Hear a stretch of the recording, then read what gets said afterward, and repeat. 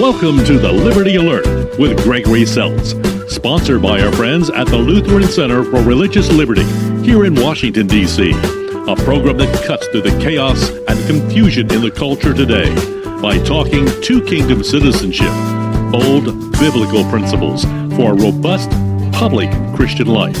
And now your host, Dr. Gregory Seltz. Good day, Washington, D.C., and friends of the program all around the country. I'm Gregory Seltz.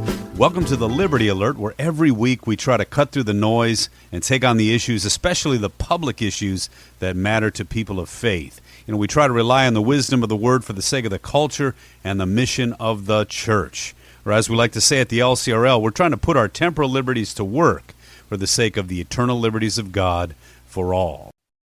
Today, we have with us Mary Ann Hanusa, who is from Iowa. I think you're running, Mary Ann, for the 3rd congressional district in Iowa. Is that correct? That's correct. Well, welcome to the program. Thank you. Thank you very much for allowing me to be with you today. Yeah, it's very exciting to have you, too. And I know some of your platform, we're going to talk about that. But one of the things that we do on this program, I mean, LCRL is a religious liberty organization. And we realize that if we don't actually fight for our liberties, it's not so much that we'll lose them, it's that we'll begin to lose our public voice. And the whole point of being the church is to speak about the things that we have publicly. So we're very excited to have you on because I know that's important to you. But before we jump into all of that, can you tell us a little bit about yourself and your family? Sure, absolutely. So I was born and reared in Council Bluffs, Iowa, which is in the southwestern corner of Iowa. And I grew up in my dad's hardware store that was started by my grandfather during the Great Depression. And for a while, I owned that store with my siblings after my parents passed away. But my career has been largely in public service. I ran Senator Grassley's congressional office for 5 years here in Council Bluffs. I also worked in the White House in Washington, D.C. for President George H.W. Bush and President George W. Bush. And I was the director of personal correspondence for George W. Bush. I also am a teacher. I was educated at Concordia Teachers College. It's now Concordia University, but in Seward, Nebraska. And I've taught and also was an administrator in public schools. And I served in the Iowa House of Representatives for 10 years until January of this year. And then I work right now and have for the last 5 years. I work at a 138-year-old nonprofit in Council Bluffs called Children's Square that cares for children with mental and behavioral health needs. Wow. So that's just a little bit about my background. Well, that's a lot of background. I mean, you were a small business person. You've also now worked in the nonprofit. I mean, you literally covered the gambit, and then you've been a teacher, and then there's issues that are going on in the school system. So you've had your irons in a lot of these fires, then I would imagine. Yes. Okay. I'm not going to be one of those people who gets a gold watch after 50 years with the same organization. I'll just say that. So. Well, I think we're kindred spirits that way too. Well, here's my question then. I mean, it seems like you understand Iowa politics and all those different things. Well, this is a national scale that you're going for. And I have to ask this because I watch how people who have similar views that you have, I watch how they get treated. So my question is, why would you, subject yourself to this? Why would you want to run at this level? Because I've even just been watching some of the stuff on the news lately, and I see some of the egregious things that have not been done. And the reporters, they could care less about some of these things. But if it was a Republican, if it was George Bush or it was Ronald Reagan or it was something like that, they would be feasting on this. So I know you're going to be coming into that cauldron. So I've got to ask, I think you're ready for it, but why would you want to do it? Because our country's worth it. And I had decided I didn't just take this lightly. I'm not someone who has planned my whole life and crafted every word and taken every vote so that someday, I might run for higher office. No, there was an opportunity here in Iowa to run for the seat, and I felt that our current member of Congress was not representing the views and values of the majority of us in this district. And that's one reason why I got in. But the main reason is because I really fear for the freedoms that we have in this country that make us unique, that make us the greatest nation on earth. And I fear that those freedoms are under attack and they are in danger from the current ruling leaders in our Congress. And that scares me. And because what makes us totally unique among nations is our freedoms. And once you take those away, we are not the United States of America as we know it. And those freedoms have been hard fought and hard defended over centuries. And I think that if people of goodwill don't stand up and say that we're going to defend those freedoms, we'll lose them. And once we've lost them, they won't be easily gotten back.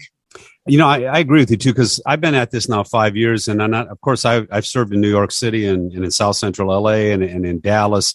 So it's not like I've been in places where, people would say our viewpoint or our platform is not necessarily represented. And the point is, all throughout those things is people of goodwill. I found people of goodwill everywhere who really believed, like you're talking about, they believed in freedom. They believed the freedom to live virtuous lives on their own terms. They believed in those things. Some of them were classic liberals. Others were conservatives. But what we have now is a whole different beast. Libertinism is what we're fighting, And so, like you said, once you lose all this stuff, then it's in the hands of a small group of people again. And that's not the kind of country that we were created to be. But I love what you said about being real people. That's one of the things I think I miss sometimes up here on the Hill is that the Congress and the Senate, they were supposed to be just real people who had lived real lives and they see what's going on with the laws that they create. And we don't have, that's not the Congress of today in a lot of ways. No. Go ahead. I'm sorry. No, go ahead. I'm agreeing with you. Yeah. And so, okay, freedom in danger. So talk a little bit about that and why religious liberty is so much of a concern for you, why you're passionate about that. Well, again, I think that we've seen, just from recent events, whether it be Afghanistan or other worldwide events, that how precious our freedom of religion that we have in this country is to us personally and to us as a nation. And but hand in hand, I believe, with freedom of religion goes freedom of speech. Right. Because if we don't have our freedom of speech protected, how do we really have the freedom to practice our religion? Yeah. And again, these I think sometimes we are so privileged in this nation that we don't really appreciate as we should these freedoms that we have that let us make our own success or our own failure in this country, depending on our abilities and our efforts. And I think that the ability to freely practice our religion as we see fit is just a hallmark of who we are as a nation. And I think it set our course for many, many generations. And it's something that needs to be protected and needs to be cherished. Well, and that's, and even freedom of assembly, that was one of the big issues with COVID. It's not so much that we disagreed necessarily with what the government said that we should do here and again, because people can disagree with those things or people can agree with them. We were just saying, no, the church is a First Amendment organization. It is an essential organization amidst crisis. It's not to be something put down the 14th, 15th realm, and we'll get to it when we want to. No, our spiritual dynamic, our commitment, our soul is what, allows us to face some of these challenges. And our leaders were saying, we're going to reclassify the church. And I always told people, I said, that's what we were fighting for. And because when you're faced with crises, it's not economics that wins the day. It's that spiritual fortitude. And people don't realize that the state needs to be checked even by the moral compass of the people that it serves. Now here's a question though for you, because this is where I get this a lot, that a lot of church people think that just what you said and just what we do here on the Hill as advocates, well, we're getting too political. That we shouldn't be doing this kind of stuff. We shouldn't be fighting for those kinds of things. And so, I get that even from very, very faithful people. How do you kind of address that? Because you're probably going to get a little bit of that when you talk this, boldly about some of your concerns. Well, I could not disagree more that people of faith should not be in the political arena. Right. I think we've seen, I think they very much should be in the political arena, and not everyone is going to hold office. Not everyone is going to be maybe as out there on the front lines as I as I am choosing to be. But I think everyone has an opportunity in his or her own way to make a difference in the political arena. I believe that we should, for this reason. I think we've seen over the last 50 years, 60 years, whatever, how people of faith have tended to sit back and let others set the agenda, and let others set the course that legislation goes, or let Supreme Court decisions go unanswered. And right. And why in the world do you want people who are not of faith making those decisions for you? That makes no sense to me at all. And as I say, I'm not saying everyone should run for office. That isn't where everyone fits. Right. But I think that we are all able in our own way to help influence the culture in which we live, and that's done through the political arena.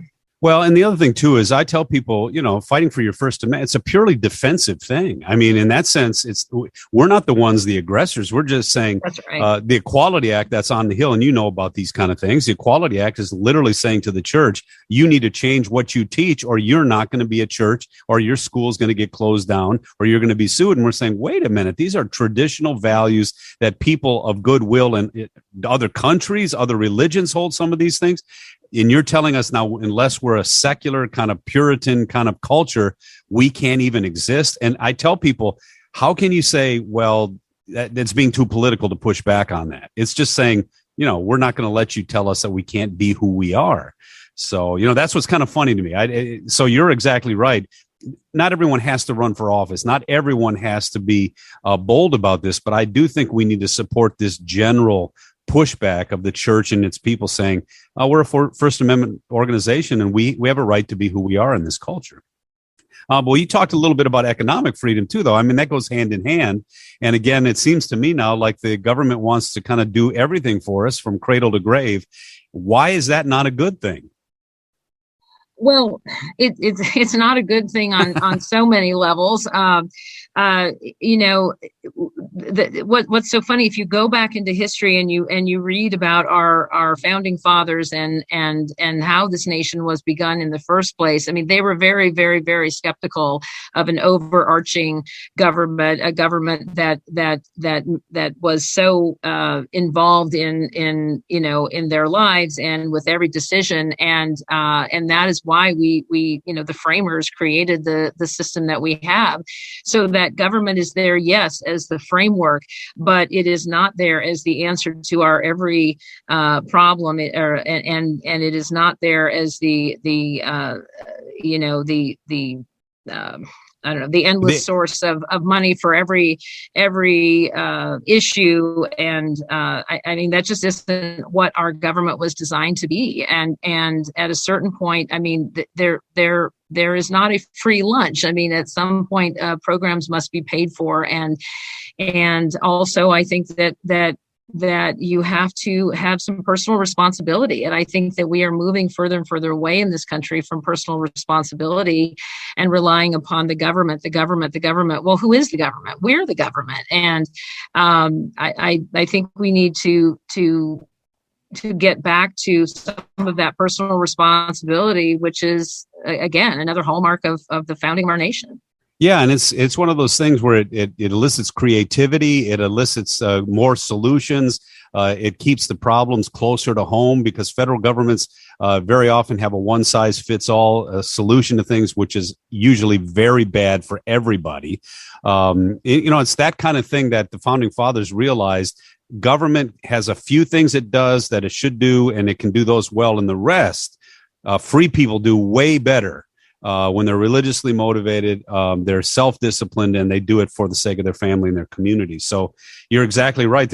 I always tell it this way, if you're watching a ball game, the worst ball game you can watch is when the referees are playing the game.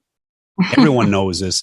If you're watching a football game or a basketball game and the refs are calling everything, it's almost like they're the player. Nobody watches it. Nobody wants to play that. Well, that's what happens when the government starts doing everything for you. And it becomes an untenable way to live our life. Now, you also have a great record. And I think this is exciting, too, because I think this is going to be a real pro-life year in America. It could be one of those times where America as a culture begins to understand sanctity of life is not a political issue. It's a foundational principle that calls us to live our very best lives. And so, I see that in your voting record. I see that all on your webpage. You're pro-life. Tell me why you are pro-life. Because that's the basis of everything we have. I mean, life begins at conception. This is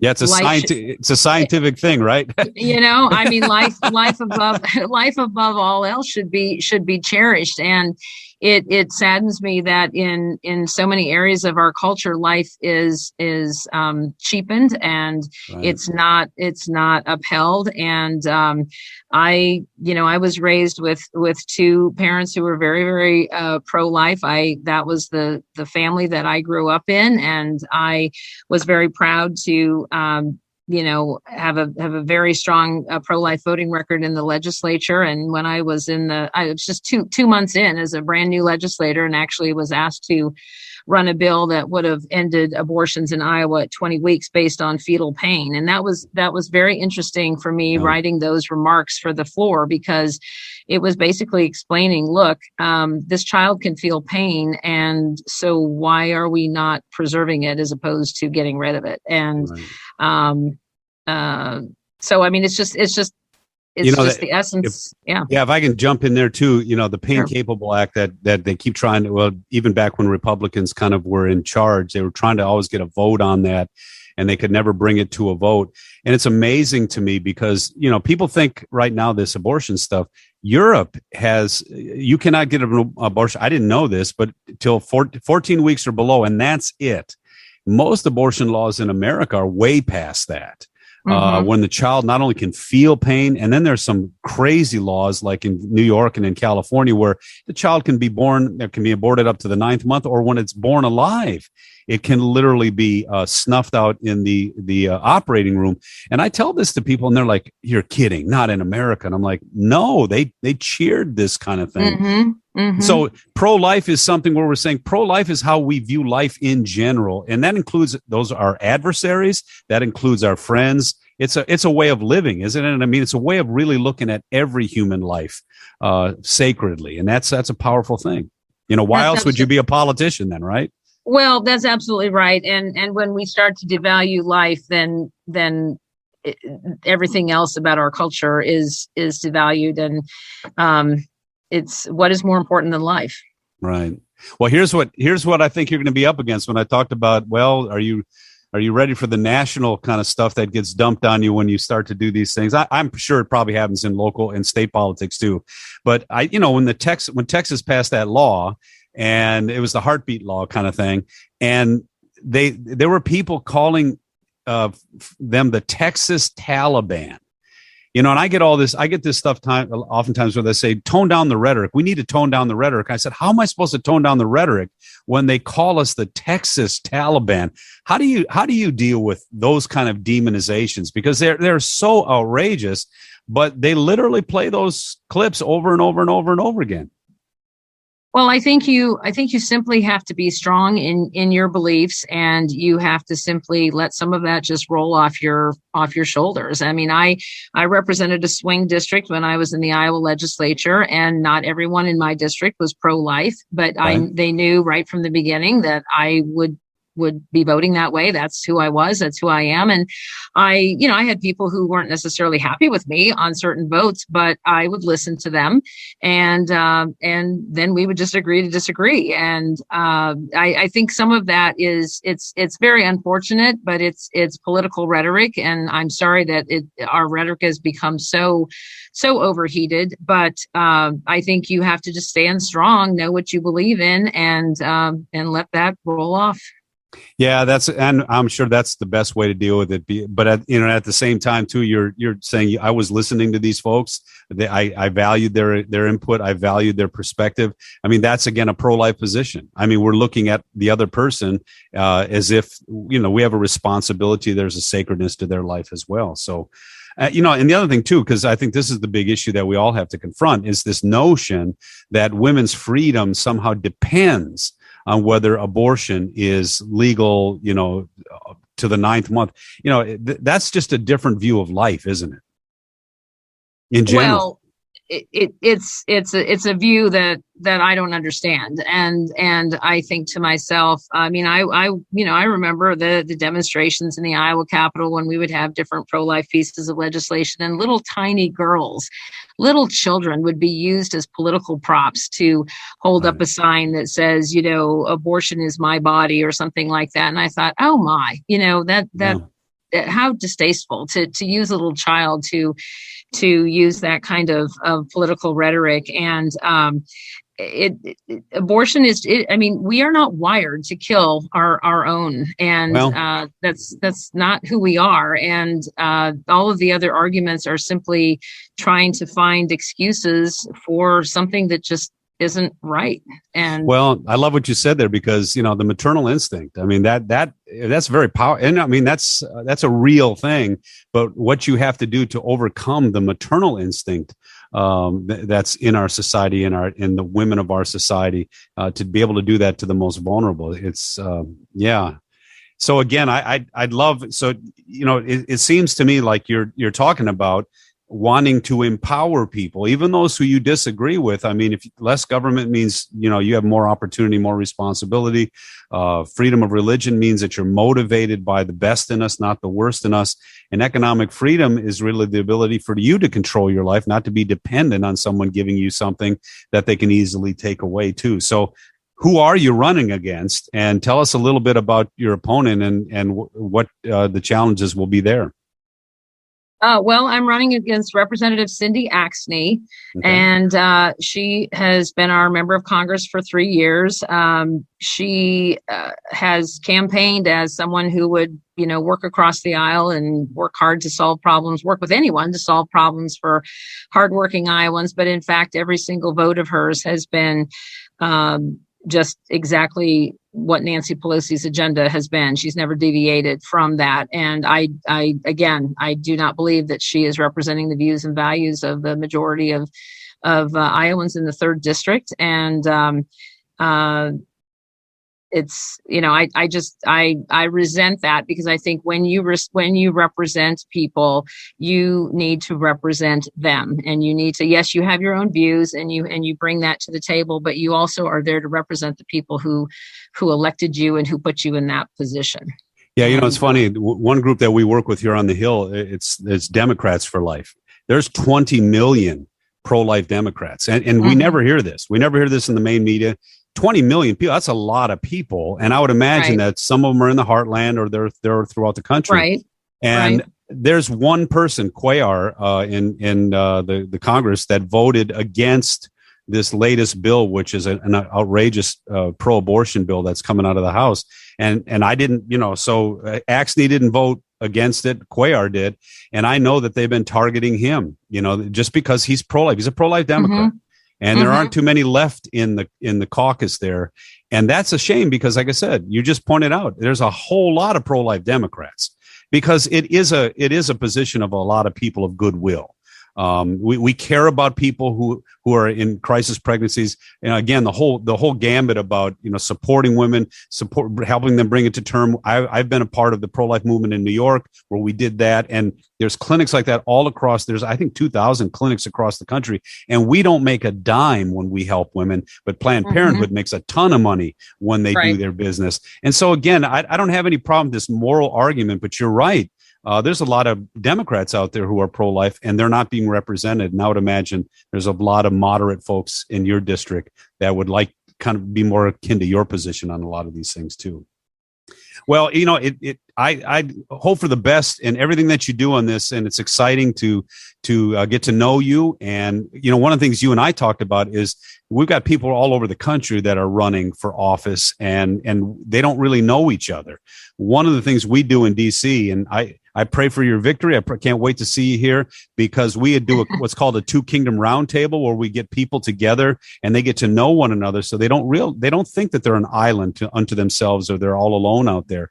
And tell us a little bit about your passion to make sure everybody knows about everybody else. Well, I think that as a member of the Lutheran Church Missouri Synod, it's would be very interesting and very exciting to know who else among our fellow parishioners are holding office or running for office. And I know that we undertook an effort to actually find out who in the Iowa legislature were members of our church, and we didn't know until we started actually trying to come up with a list of folks. So I just think it's interesting for believers to know who else is out there trying to, fight the good fight and run for office and hold office, so that we can not only, support them in prayer and or support them financially, or support them, as they undertake the mission that they're on. Well, that's a great goal. And, when I was working in Los Angeles, in Hollywood, there was a lot of Christians there, working there, but they didn't think that there were too many but themselves. And there's really a lot more than you can imagine. Same thing here in DC. So that is a great goal. Any way we can be supportive of that, just continue to let us know. We do a lot more federal stuff when people get here, but I think on a state by state basis. And then when everybody gets here to DC, we've got to actually encourage one another. That's another thing we do at the LCRL. We're an encouraging group. We're actually on the Hill to try to help people and be a resource to them spiritually as well, because it's tough work when you finally get here. Well, listen, Mary Ann, it's great to have been with you today, and good luck on your effort. And we will look forward to talking again with you very soon. But before you go, why don't you give us your website? MaryAnnHanusa.com, MaryAnnHanusa.com. Very good. And like I said, keep us abreast of what's going on, because we sure love to hear the good news. Thank you so much. I appreciate your letting me be with you today. Great. Thanks for being with us. What an amazing resume of service, right? A resume of service, commitment, and integrity. And, we can only hope for more candidates like Mary Ann in the future. So hope you enjoyed getting to know her along with us. Thanks for tuning in today. To get to know our LCRL DC work better, check out our website at lcrlfreedom.org. Contained there are resources to empower your public square dynamic discipleship. Or check out our weekly Word from the Center opinion piece every Friday at facebook.com/LCRL Freedom. Till next time, God bless you always. I'm Gregory Seltz. Have a great week. You've been listening to Liberty Alert with Dr. Gregory Seltz, Executive Director of the Lutheran Center for Religious Liberty in Washington, D.C. This program has been brought to you by the Lutheran Center for Religious Liberty.